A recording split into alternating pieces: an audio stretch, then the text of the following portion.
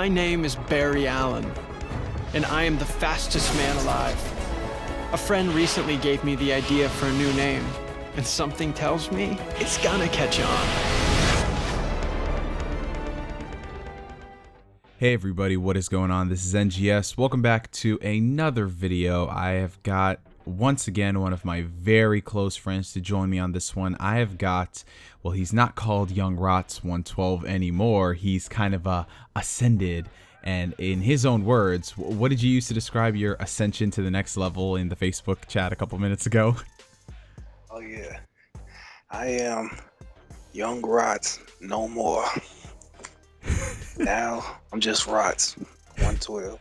That's it. Threw my hoodie halfway into the garbage because that's what you're supposed to do when you leave your past behind. You leave it half hanging out the trash can.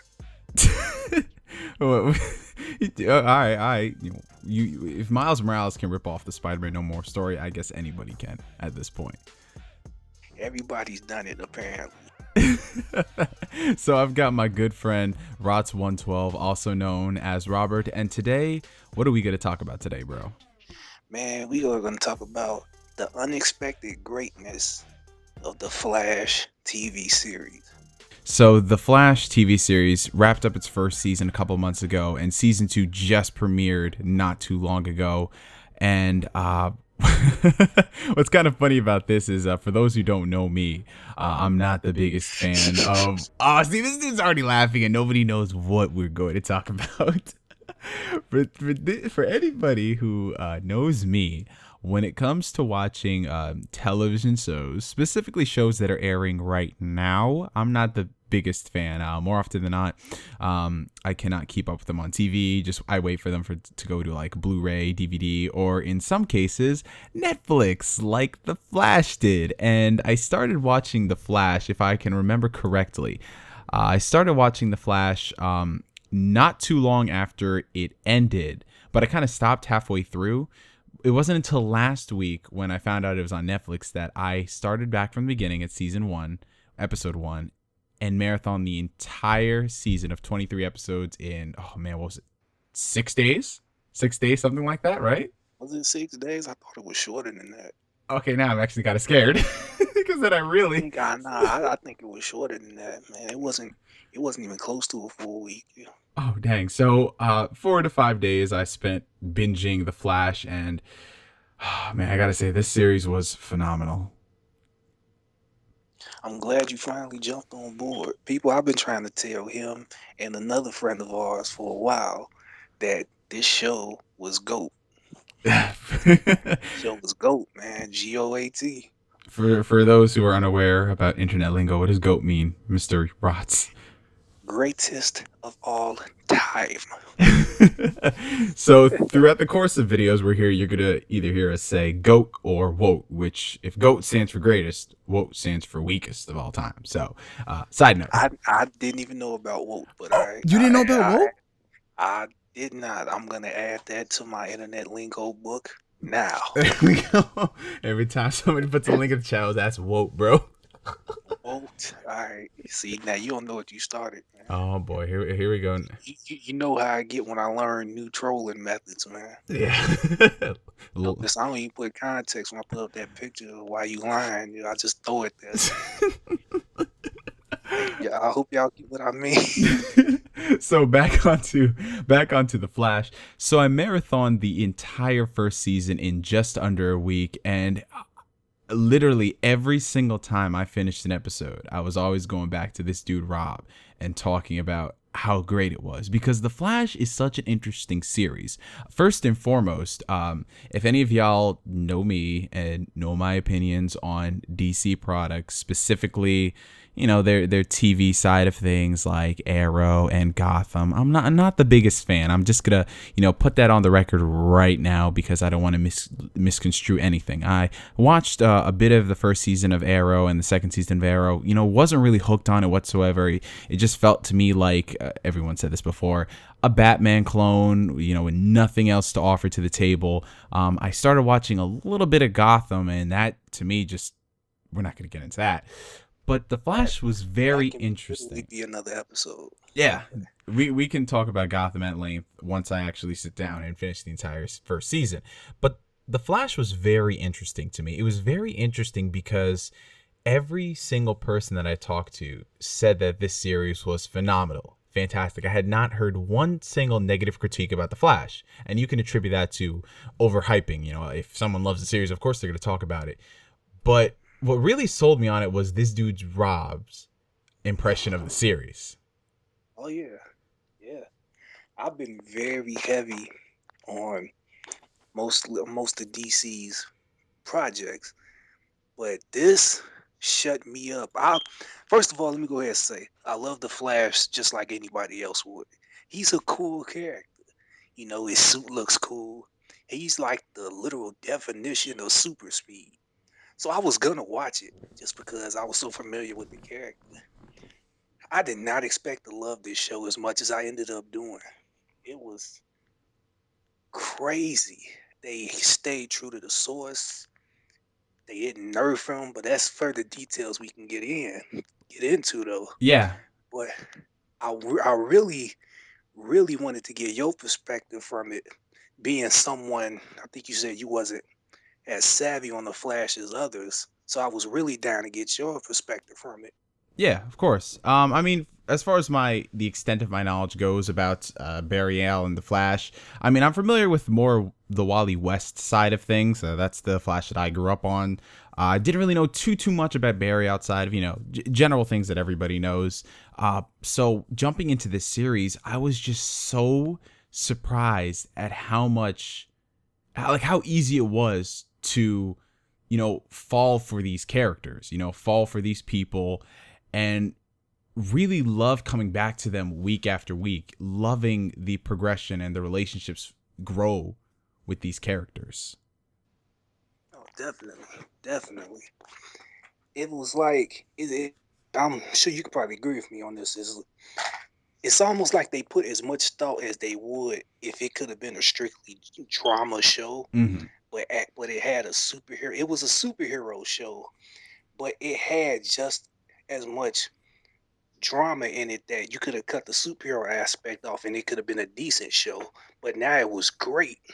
Yeah, the one thing that I do love about The Flash more than anything, and I can't say this about too many other, not just superhero related TV shows, but superhero movies, is that it has a perfect balance of everything. Perfect balance of humor, perfect balance of action, perfect balance of realistic drama between characters. Oh hell yeah, I agree about that one. Because when you're watching the episodes of The Flash, like I don't really want to bring up Arrow too much, but to contrast the two series, you look at Arrow and you look at the drama that's in that. It's kind of cheesy CW drama, forced, romances. A lot of things are contrived. But when you look at The Flash and the relationships that go on, for example, between Barry and his father, very genuine, very realistic.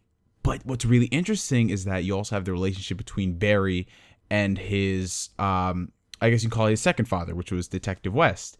Yeah, Both very genuine relationships. One's not better than the other, and you really feel for them. And that's what I loved more than anything about The Flash.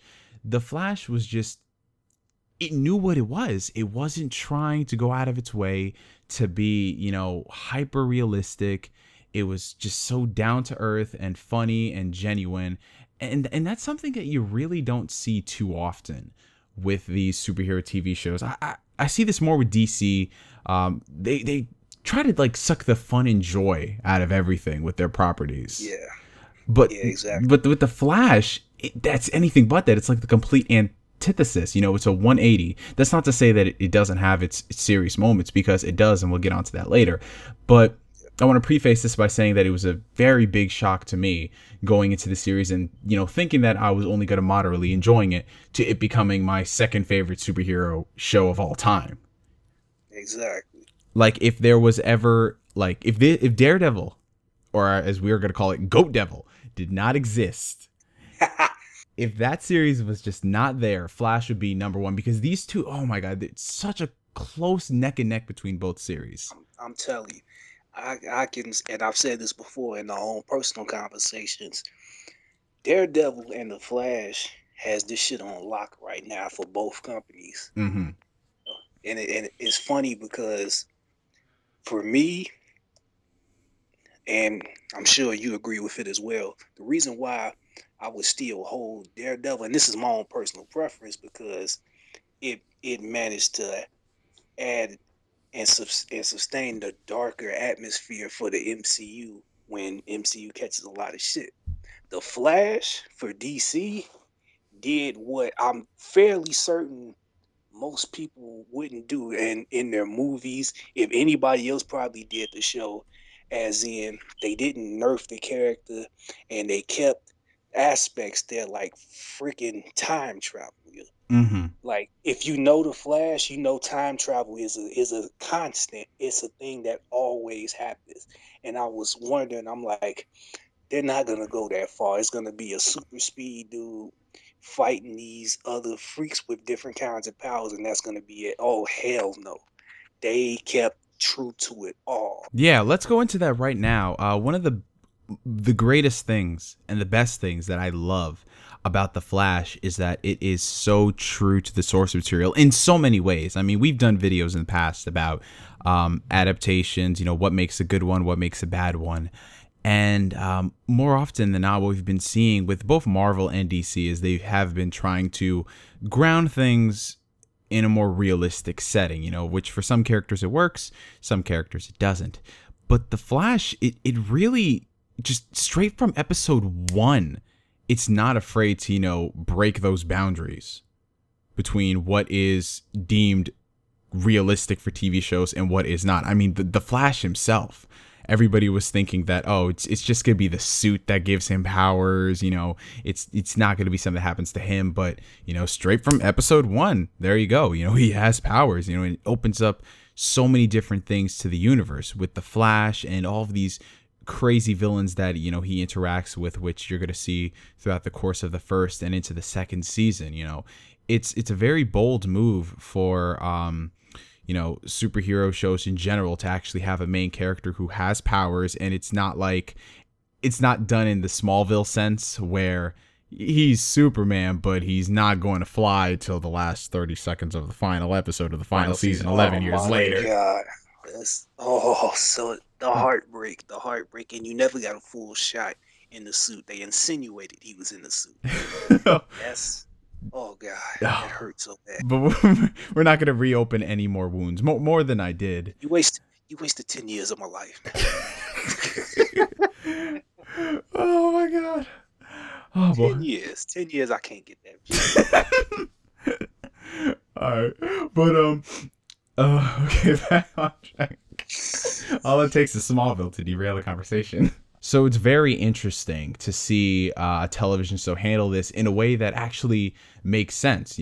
Combine that with the fact that the visual effects for Flash in motion are incredible. Not just for TV, they are really, really good. I know Rob has a lot to say about the Flash source material since he's more familiar with the comic series than I am. So you want to talk a bit about the relation with the source material and how true it is?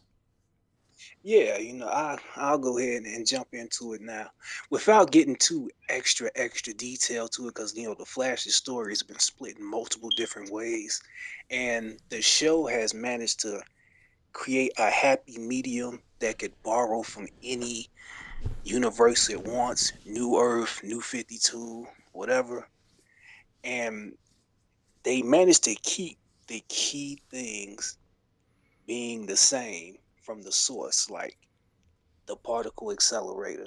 The particle accelerator creating the Thunderstrike, which struck Barry.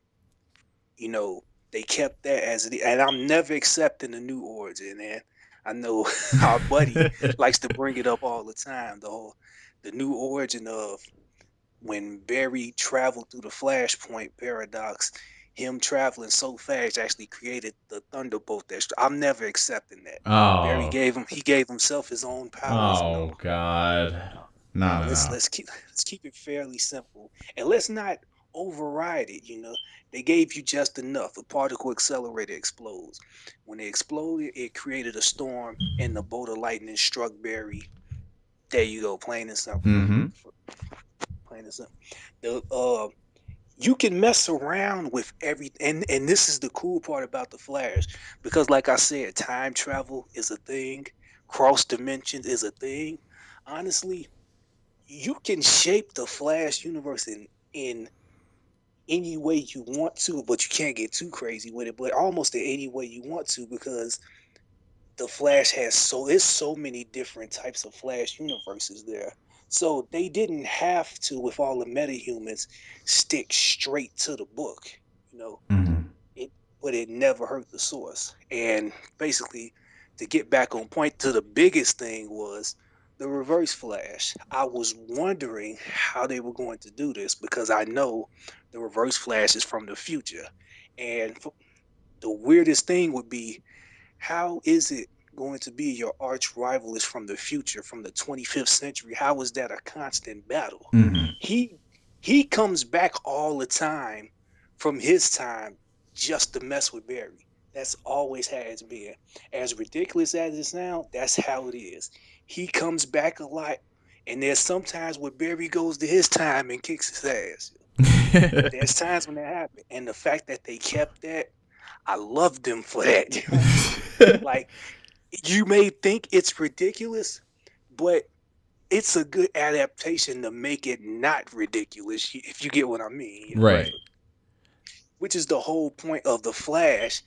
The Flash is the definition, I think, of what most comic fans are trying to say when they see something they love being adapted in live action.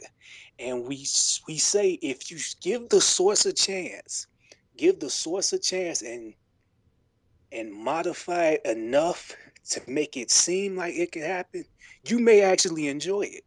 Yeah. You know, somebody can have a regular life, somebody can have troubles and any kind of trouble in life. Your household could be a wreck. Your financial situation couldn't be great. You could probably you could have a hero that has trauma from a childhood, and you can have all that in a show about somebody with amazing super. Yeah. More than anything, I think that's why we end up loving these stories in the first place. I mean, not just the fantasy elements, not just the sci-fi, not these crazy larger than life, beings with superpowers, but it always comes back to relatable things that they go through on a daily basis, which is why, we love seeing, Run Barry Run in the show and going up against the Reverse Flash, but we also love, seeing him dealing with, his father being in jail and how that's affecting his personal life.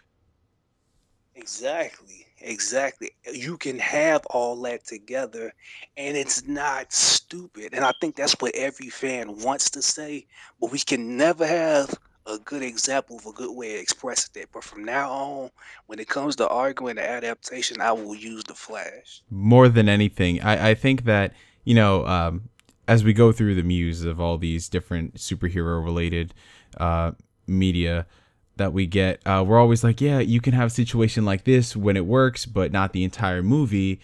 But The Flash actually works as like a legit proper adaptation where they don't have to skew anything to make it realistic, to make it appeal to people in a way that doesn't seem convoluted. Everything in The Flash, like from the time travel concept to the villains going on, it just works and it makes sense. It's something that isn't hard to do, especially considering, you got the source material on lock. You have like, oh man, how long has the Flash been around? At least 40, 50, 60 years around that time?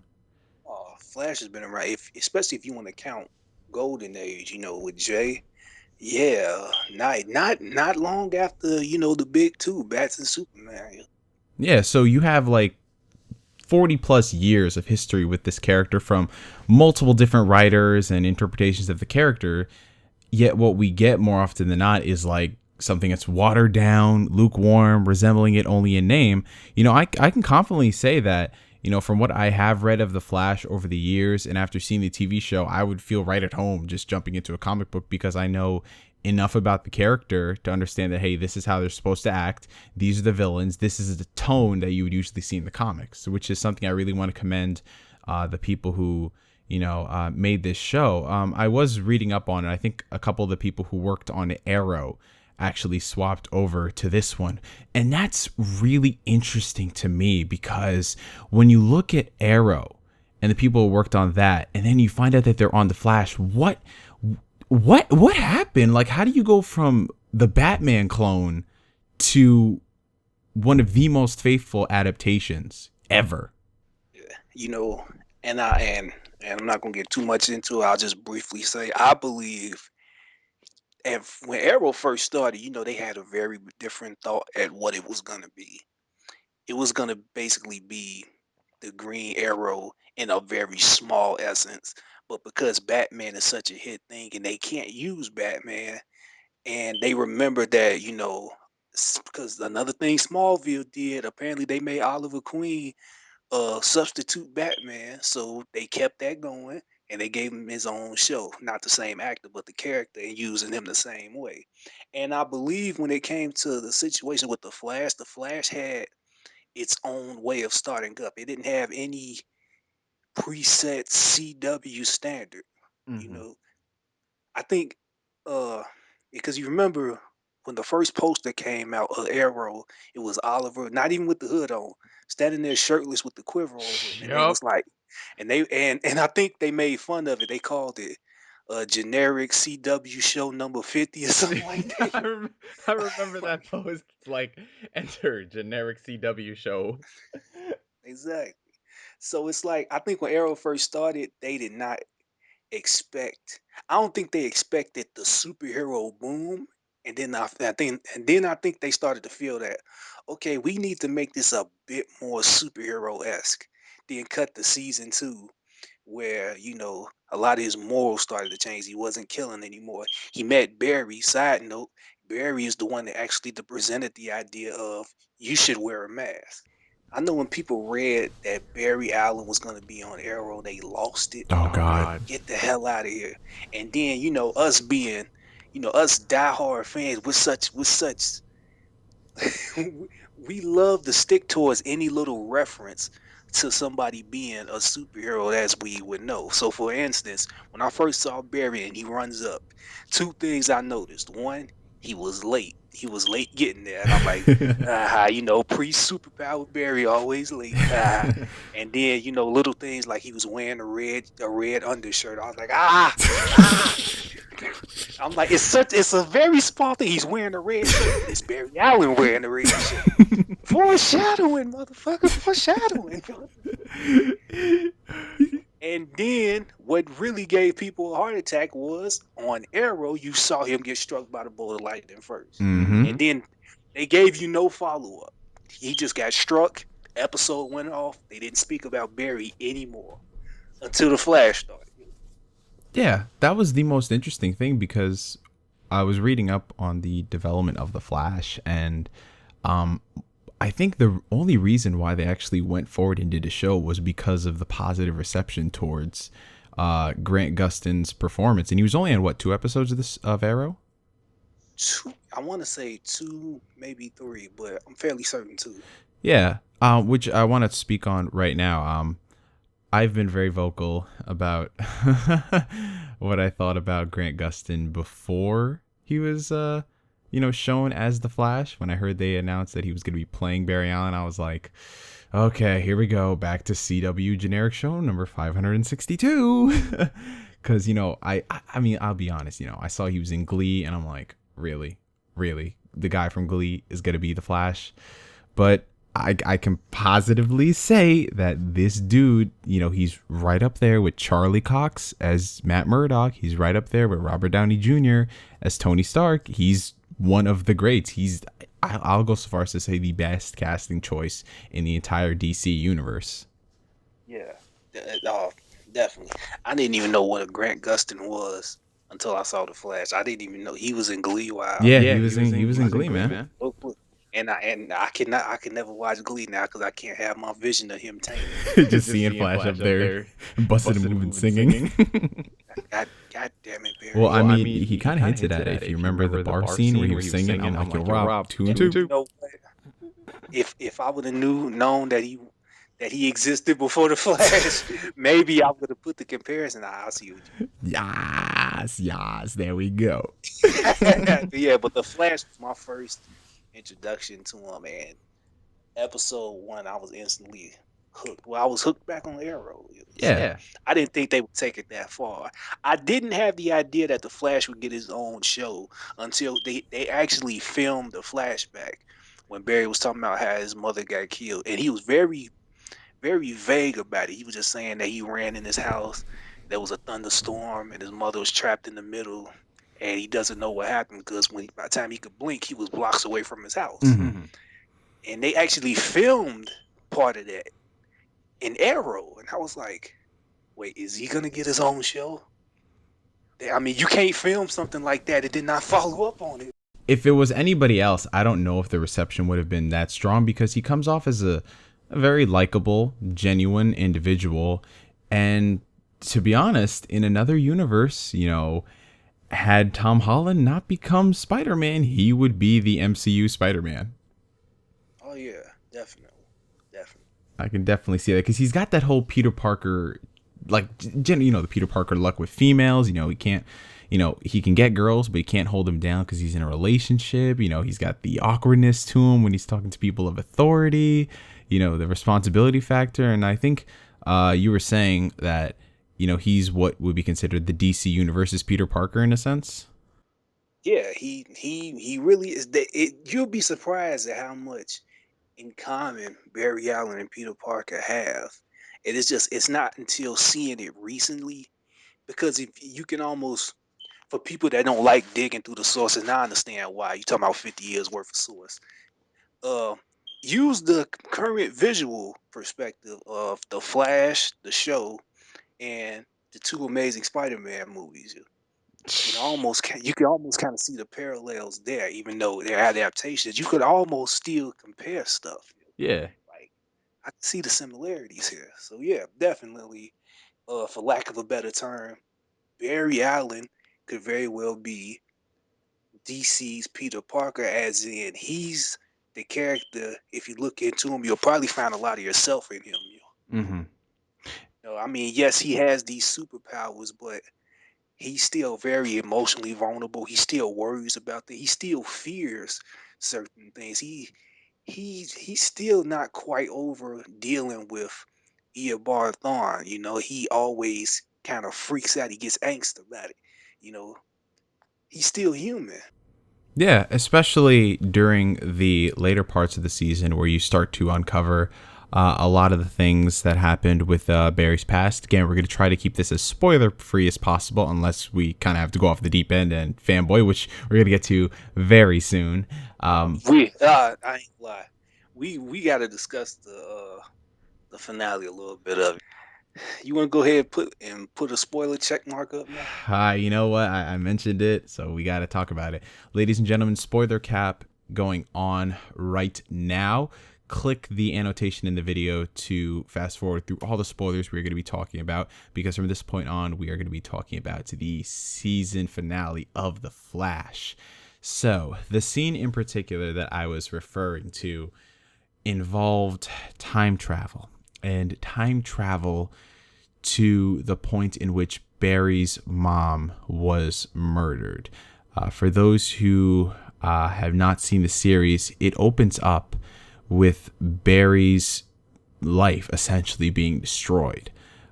It opens up with him as a kid and being there when his mother is murdered and his father is framed for said murder by this crazy fast streak, and he has no idea what it is until later on in the series where he puts the pieces together and he realizes that the man who was there that night was the man who was helping him all along, by the name of, I believe it was Harrison Wells, if I remember correctly.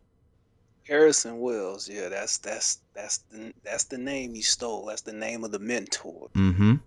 Harrison Wells, but Rob mentioned earlier he goes by another name, his true name being Eobard Thawne, and Flash fans know who that is. That's the real name of the first Reverse first slash tech second, but I'm just gonna call him the first because it's the first Reverse Flash with the Barry Allen line of Flashes. There was another one with Jay Garrick, but that's a whole nother. The entire episode was focused on the fact that Barry had his mind set up. I'm about to change the past. He already made his. It was no real big uh thought about it. He just knew I got to change it because I can change it. So he agreed without any issue to do it. And in an ironic turn of events, Wells or Eobard Thawne supplied him with the knowledge on how to create a wormhole to time travel at will. He did do it once accidentally, but basically he pushed himself to a limit he can't do at will. So he finally goes back in time and goes back to the night of his mother's death, and he appears in his old childhood room, just right in the middle of it, where his younger self is standing there. His mother is trapped in this storm of red and yellow lightning. And when Barry's waiting for his moment, getting ready to go in and save his mother, he is stopped by himself. It is the Flash of the future, basically what I would call the Prime Flash, the Flash we would know and love. The white symbol with the yellow thunderbolt, the Flash. And he just tells him without saying anything, he raises his hand and tells him, don't do it. And thankfully, he decided not to be hard headed. Barry listened to himself, and he had to stay there and let his mother get killed anyway. So it in my opinion, it's so bad because he brought himself here thinking I'm gonna change this. He was told not to change it, so now he's stuck here to witness it, and he has to hear it again. And and one small part, I'm sure it probably got you as well, was that look he gives when he just closes the door back and it has to listen to it all. Because he couldn't bring himself to why he had to just close his door, and he heard his mother get stabbed. And to bring things full circle, when Barry said that when he blinked his eyes he was 8 blocks away, it's because his future self got him out of the house. We didn't know that until now. But the feels was serious, and Barry takes this moment to not even think about himself. He takes this moment to give his mother some enlightenment, to show her, and it's another heartbreaking thing. I feel the feels coming up now. Bro. Oh man, as his mother is laying there bleeding, the only thing she is worried about is her husband and her son. She's laying there, she's gonna die, she's bleeding out. Her husband is knocked out, and her son disappeared. She doesn't know what's happening. She's worried about them than herself. So the only thing Barry can do is to give her some enlightenment. He presents himself to her. He tells her, "You're not gonna understand this, but it's me. It's Barry." And he's like, "I got a chance to come here to tell you that I'm okay." And that's where I just broke into pieces, just to make her feel better, because she was only worried about her son and her husband. And he just told her, "I'm okay, we're okay," and he stayed with her. And even though she felt relieved about it, he still had to watch with his own 2 eyes in his current memory his mother die again. It was rough, rough. Chris, how well did you hold up, man? I'm not holding up as well as I thought it'd be. It got you now just thinking about it. I'm just sitting here, and I'm going to put the SpongeBob image on screen of him just sitting in that diner with his hands, put together, just like, oh my god. I'll probably throw up a Drake photo as well, because that's how I'm feeling right now. Go put on some Drake music, man. Yeah, we can't start draking, man. Wow, why can't we start draking, man? All you gotta do is call me on my cell phone. No. But back on point. The Flash season finale was fantastic. It's definitely one of the best that I've seen from the limited TV that I've ever checked out when they've been somewhat relevant on TV, because I watch things like 30 years later. But the series itself, not only did it have a great finale, it also what I really love about superhero medias nowadays is that everything is trying to be so connected. They're trying to, leave a lot of hints and Easter eggs. They definitely didn't do that 10 years ago. 10 years ago, you had a movie come out and you didn't know if you were going to get a sequel. So why in the world would you be leaving all these loose ends that you couldn't tie up? With this new age of Marvel movies and what they did with Arrow and The Flash, they're kind of leaving all these Easter eggs and hints. More so in The Flash than anything else. The amount of Easter eggs and hints, bro, I know you gonna fanboy about some of the stuff that they did, particularly in one episode. I can't contain myself. It's like, where the hell do you want to take this, man? We could just start throwing any, and I think two of the biggest ones that jumped out to me personally. Number one is the one everybody saw in the season finale. Wormhole is open. Eobard-Thawne's get ready to go back to his time. And out of nowhere, a fucking bucket helmet just flies out. And everybody knows that helmet. And if you, oh my God, the mind melt I had. I literally jumped out of my seat and I pointed at the TV and I said, Jay Garrick, what the hell? I'm kind of wondering, like, you've held up pretty well since that point, because I was freaking out when I saw it on Netflix. When I saw that, I was like, oh my God, that helmet. I couldn't. Whenever I freaked out and I went to the messenger chat to talk to you guys about it, y'all wouldn't know what the hell I was talking about. And I couldn't spoil it because I wanted you to watch it. So I was stuck. Like, man, what the hell can I say? What can I say to these guys? Because they wouldn't watch it. I'm like, oh man. I guess, yeah. This show is so goat right now. And you got no one to like, cause to be honest, not a lot of people really watched The Flash when it came out. I mean, it was popular and the people who watched Arrow checked it out, but the popularity I think kind of came like right after it ended, when everybody was freaking out about all the stuff they introduced. And now more than ever, it's got so much going for it with season 2. But the inclusion of Jay's helmet in the season finale, and which I love what they did in season 2. We're going to talk about that in just a little bit. But there was another big Easter egg that, more than all the other ones that you've seen hinted at here and there. I honestly did not think they were going to do this. I don't know if it was a throwaway line or, just for fun, but the inclusion of it was, man. Talking about the Ferris airline. Yeah. Oh, that really? That one? You want to talk about that line? I mean, that's the one I was thinking about. You throw yours out and I'll throw. I was thinking about where our trio ends up in Wells's secret room, and they're talking to his artificial intelligence. Yo, how do you forget this? I don't know. I had a brain fart. I forgot about that. Take it away. All right. Take it away. All right. So our trio ends up investigating, snooping around Wells's, dominion, because they want to see what the real story is on him. Barry's pretty suspicious about him, but the other guys are not so much so. So they end up in his secret lair where it houses like all of his stuff, his suit and everything, and they come in contact with his artificial intelligence. And this artificial intelligence, what was the name of it? I want to say Gideon, right? Gideon. So this artificial intelligence, the second I forgot which member of the trio says something, but it activates, it turns on, it says hello such and such, and it knows everything about them from a future perspective.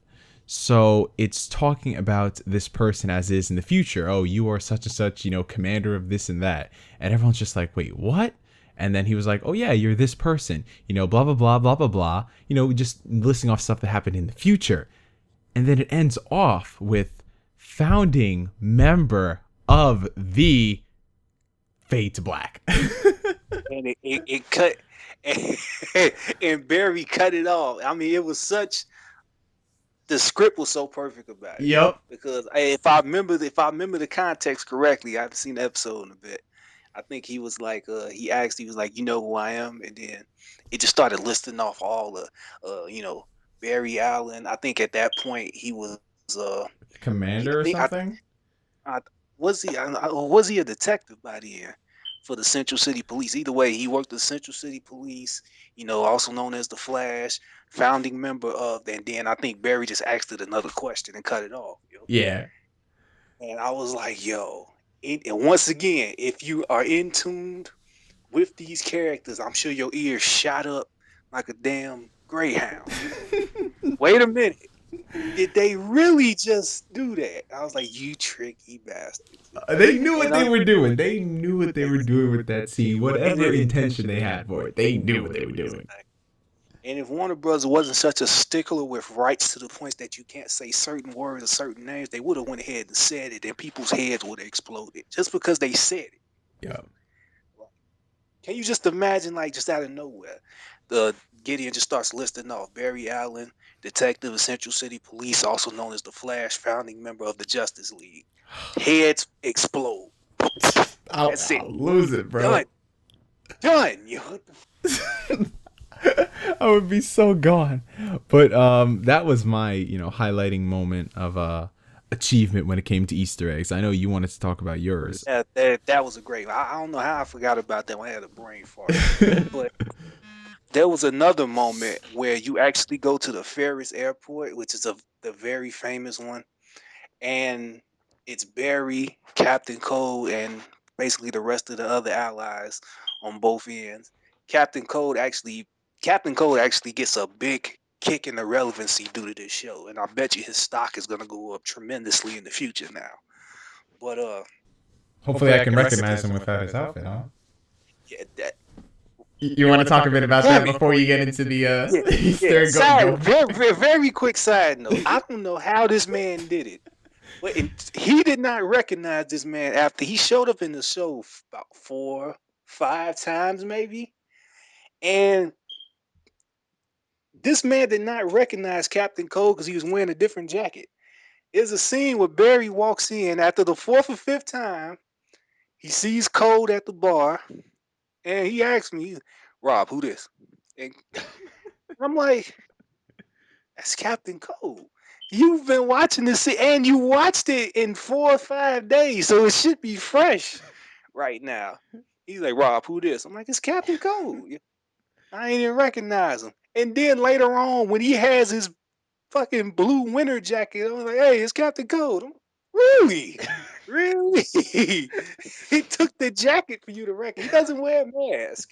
It took the jacket for you to recognize. It was such a small funny thing because he legit was like, "Hey, it's Captain Cold." I'm like, now you got the winter jacket on, you recognize him. It was a serious thing. Oh man. So but anyway, back to the point. Another Easter egg that people lost their crap on was they all go to the Ferris Airport, and Captain Cole was like, "I thought this place got shut down." And Barry goes, it did get shut down. One of the test pilots went missing. One of the test pilots being one Hal Jordan. So, Easter egg of Green Lantern. You know, another thing that would make you lose your mind. But this is the thing that made me lose my mind even harder thinking back on it was that they showed you Jay Garrick's helmet, and then you found out, and then this is you can't even call this a spoiler thing because they made it public news. They casted a guy to play Jay Garrick. Mm-hmm. That was public news already. So apparently these Easter eggs get thrown out for a reason. Any Easter egg that is flat out mentioned apparently gets spoke on.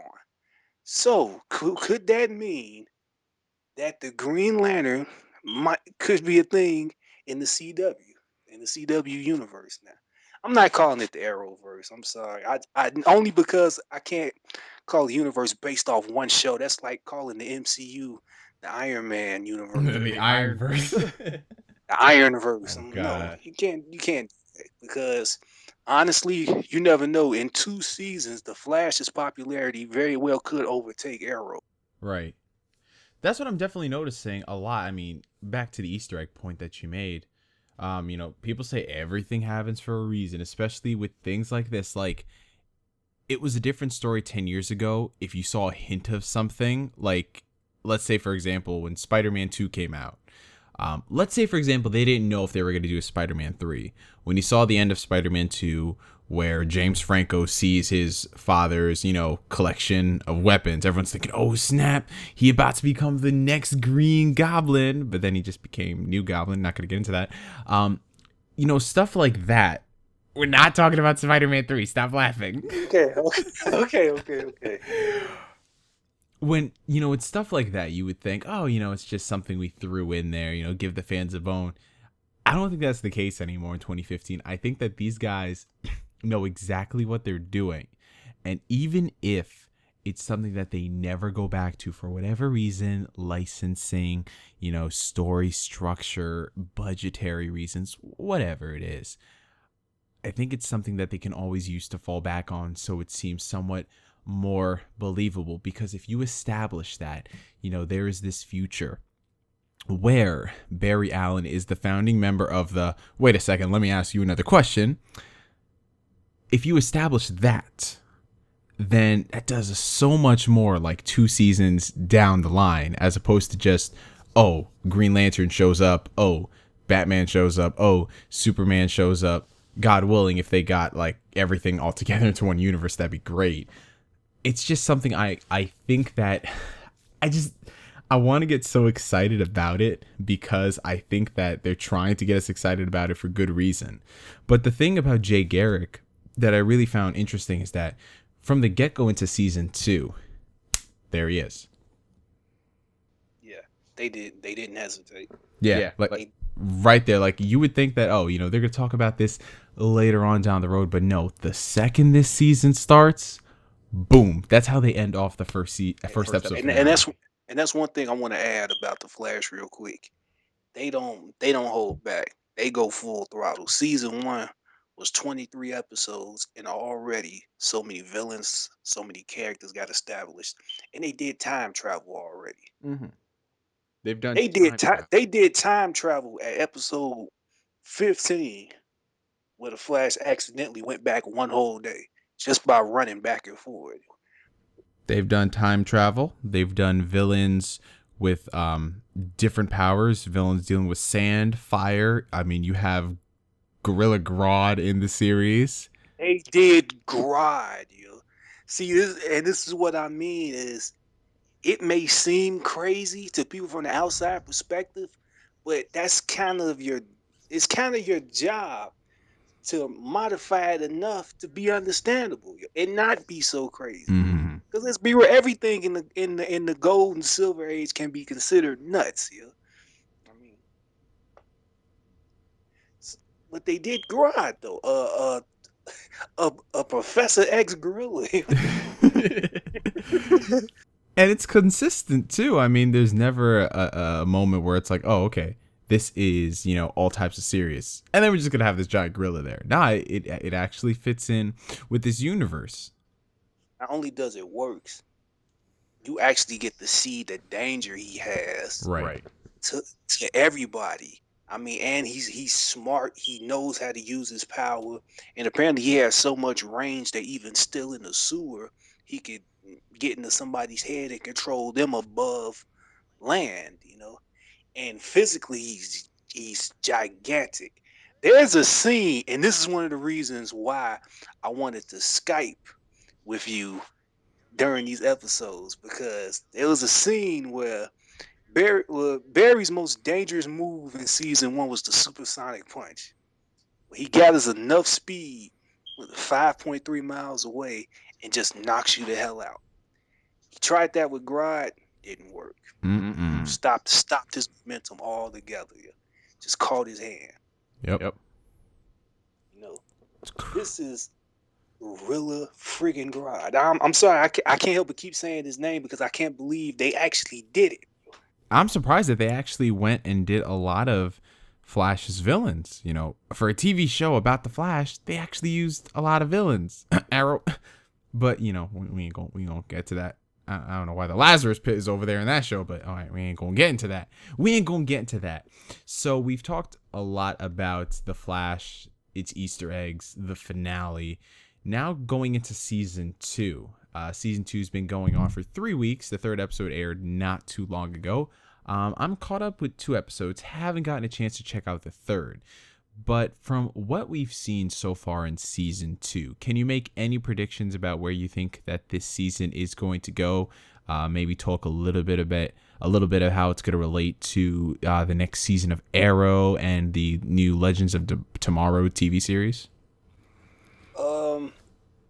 I'm still wrapping my head around some of the details about it. But as far as a prediction goes, I'm not quite sure yet, but I'm most curious of what's gonna happen with Zoom. And the thing about Zoom being the new villain, if they're gonna make him who he really is, which is the character Hunter Zolomon, or will it be an entirely new character? If you kind of get what I mean, Right. could it be somebody different under the suit now? Because they making it seem like he's not even from, any of the worlds we've seen. He's not from Jay's world. Apparently, he just randomly showed up. Because in this new season, apparently he originated in Jay Garrick's world and then ended up in Barry's. So I'm not quite sure about what it can create, because every theory I had about the first season, it completely shattered it. I thought several people was a Reverse Flash, and then it was right under my nose. Oh, this sneaky bastard. Oh, really? Really? I thought that was one of the most obvious things.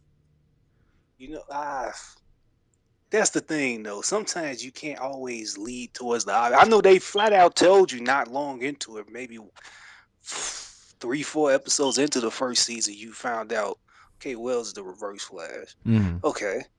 But, I always got the thing where if it's too obvious, I don't want to believe it. Mm-hmm. I don't want to believe it if it's too obvious. Right. But they actually ended up tricking me, because I was so focused on not thinking the obvious that they got me. It was the obvious person.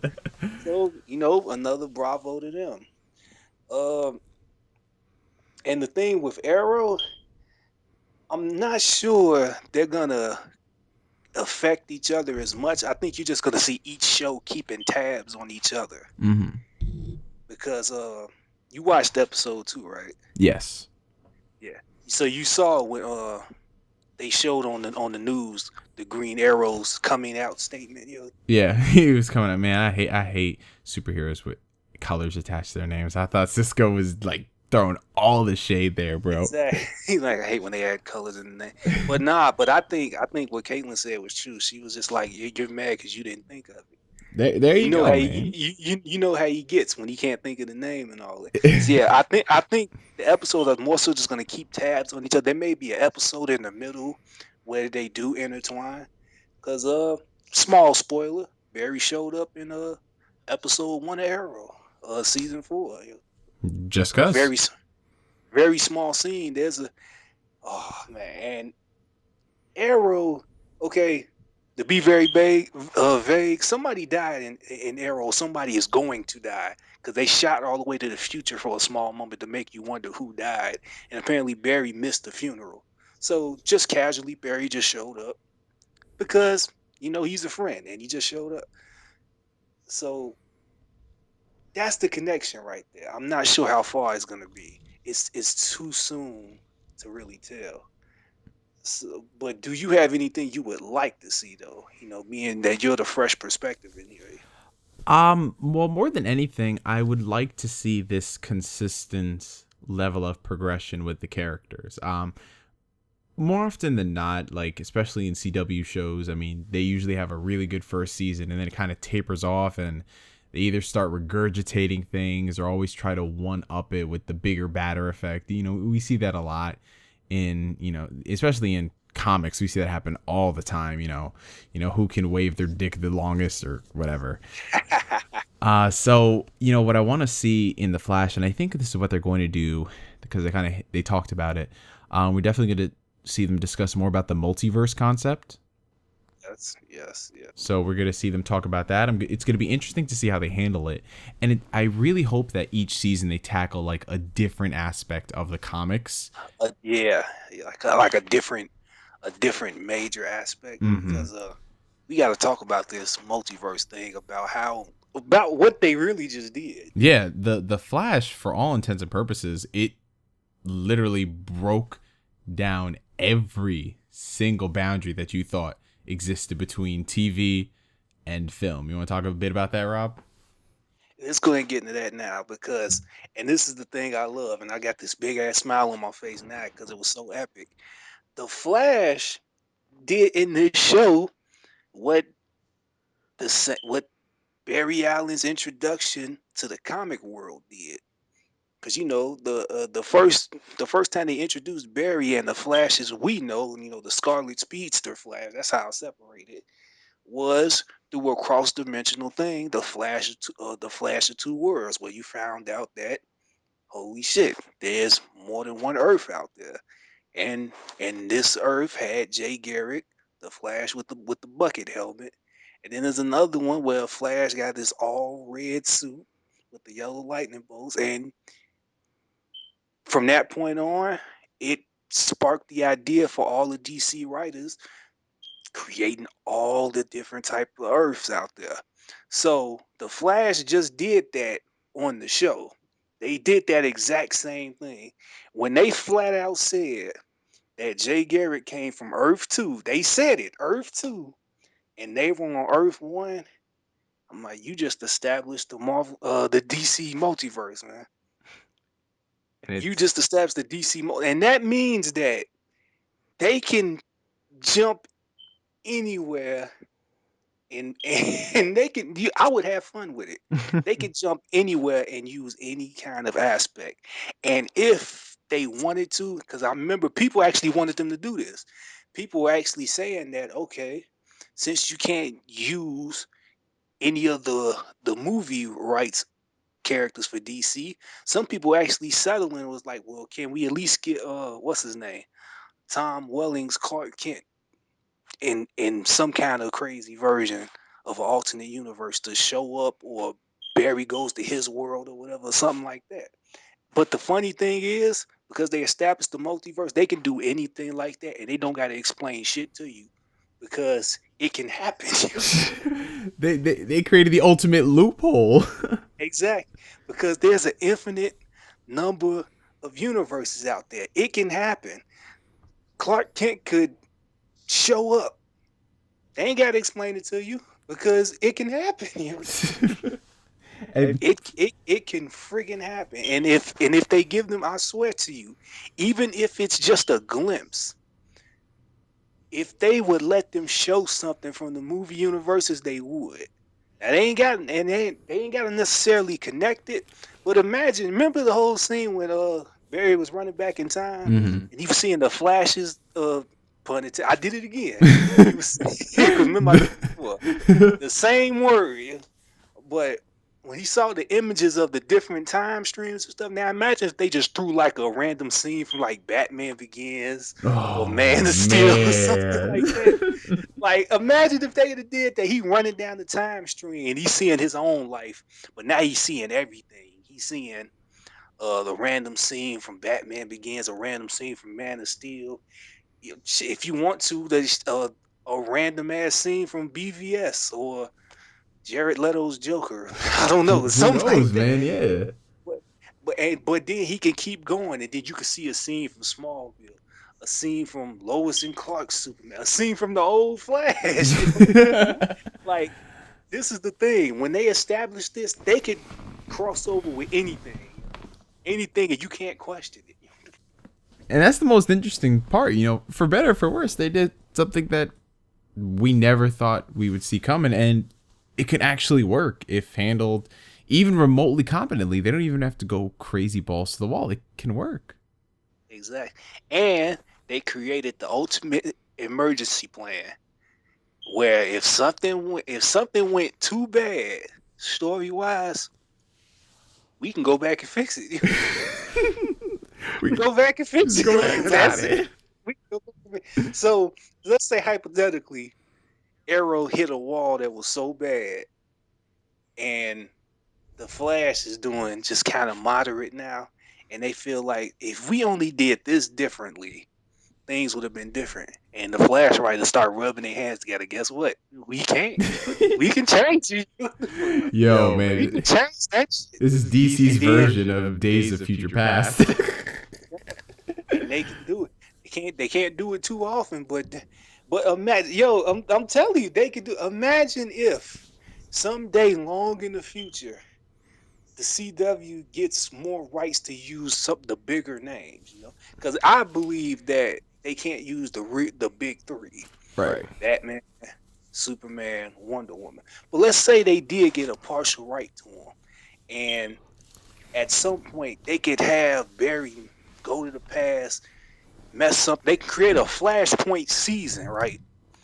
And at the end of the season, or when at the end of that certain arc, when he comes back, the world is the same but kind of different. And now it's a world where there is a Batman, there's a Superman, there's a Green Arrow, and they're separate. Like, Mm-hmm.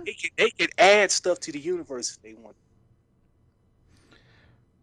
So the possibilities are literally endless when it comes to the Flash, and there's a lot to look forward to in season 2. I'm definitely going to keep up with this. This is definitely going to be something that Rottz and I we'll be discussing at great length every week after there's a new episode.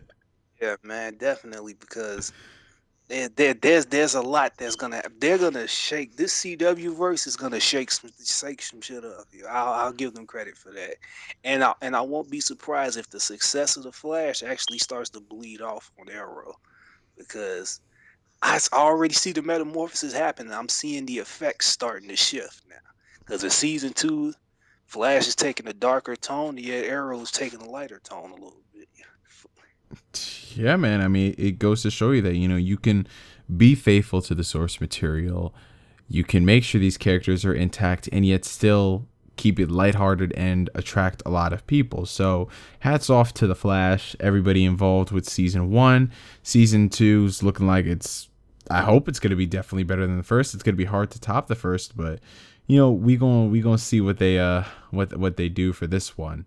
It's anything like this. If they keep this momentum going from these first 2-3 episodes, oh yeah, they'll be fine. The one thing they need to do, and I think I know how they're gonna do it, Jay needs to get his powers in that Earth. Maybe a combo attack with the Flash? Yes, sir. That combo attack we discussed. Yeah. That's definitely something we're going to be looking forward to in season 2. Hopefully it happens. So, Rob, my friend, I want to thank you for spending so much time geeking out with me about the Flash, bro. Oh man, no problem. I could talk about this show till I'm blue in the damn face, man. Yeah, that's how I felt about Smallville. Man, I'm tempted to say I'm gonna let it go. Yeah. Totally. I could talk about Smallville till I'm blue in the face as well. Now, what I would say, I don't think it'd be so damn pretty. A little sneak peek for the backdoor pilot of this podcast. Man, we should just do like a bonus episodes or random rants that we went on. Random Rottz rants. Rob talks about things that piss them off in the podcast. I'm sorry, people. When something, I have like this trigger in my brain. If something pisses me off, I just rant about it like instantly. All right, ladies and gentlemen, signing off for Rottz112. I'm NGS, and we will catch you guys later. Peace. Peace.